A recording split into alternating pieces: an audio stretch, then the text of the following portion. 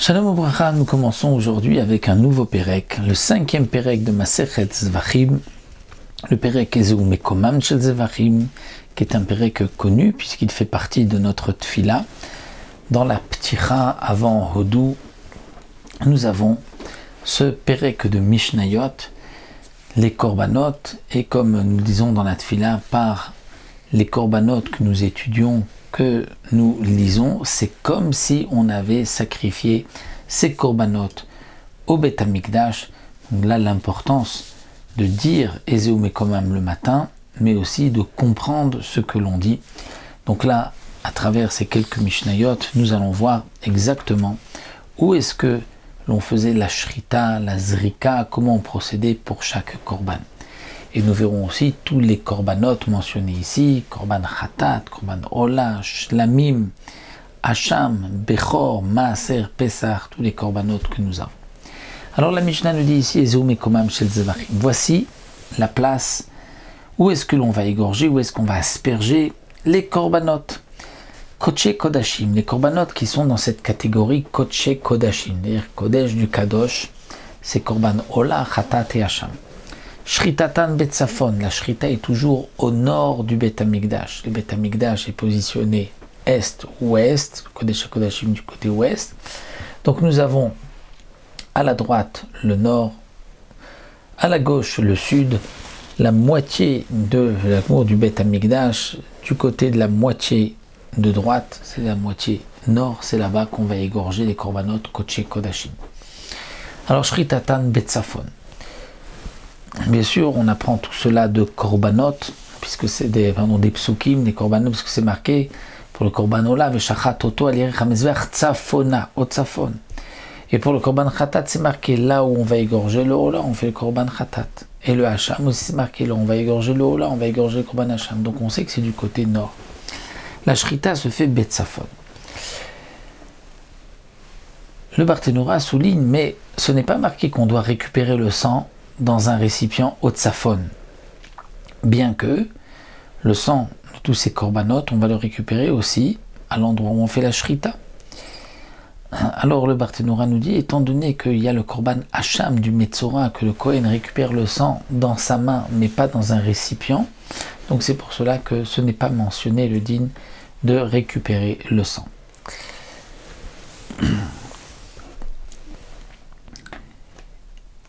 Malgré tout, dans le Hacham Metzora, plus loin, nous verrons que c'est marqué aussi qu'on récupère le sang au nord, parce que, malgré tout, même si le Kohen doit récupérer une partie du sang dans sa main, mais le reste dans un récipient.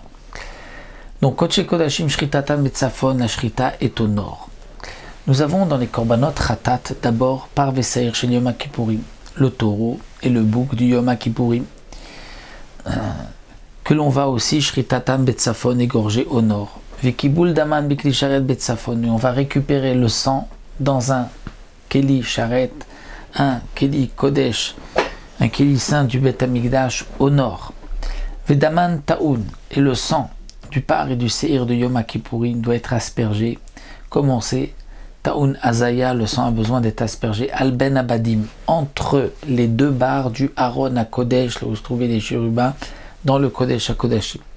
Ensuite, le Kohen Gadol sortait, il devait asperger à la parochet. Comme on sait, Achat Lemala Vesheva Lemata. 1 en haut, 7 fois en bas. Et aussi al Mizbeach Hazav sur le Mizbeach en or. Matana Achat Mema Kevet, comme nous avons vu dans le 4e Pérek, s'il manque une des matanotes, de toutes ces matanotes-là, du par Veser Shel Kippourim, c'est Pasoul. Il faut faire toutes les applications, toutes les hazaot aspergées là où la Torah le demande. Chez Haré Adam et les restes du sang qui restent après avoir aspergé dans ces endroits, Hayashofer Alisod Ma'aravi chez Mizbeach Ritzon. Il devait verser sur la base du Mizbeach, le bas le Yesod, mais Ma'aravi du côté ouest, du Mizbeach extérieur. C'est-à-dire dès qu'il sort du Echal, il a face à lui cette partie du Mizbeach, c'est là-bas qu'il va verser le sang. Im Lonatan le Hikev, s'il n'a pas fait la Shfichat Shiraim de verser les restes, le Hikev, bien le Korban restera kasher. Parce que l'essentiel, c'est les hazaot que l'on faisait à l'intérieur du Echal, l'intérieur du Kodesh à Kodashim. Donc là, nous avons le Par Veseir Shel Yom Kippourim, qui étaient les 2 korbanot dont on aspergeait le sang à l'intérieur du Kodesh à Kodashim. Et donc il y avait 8 fois chacun le Par et le Seir à l'intérieur du Kodesh à Kodashim. Donc 16 fois en tout. Il y avait ensuite sur la Parochet 8 et 8, donc encore 16, on est à 32.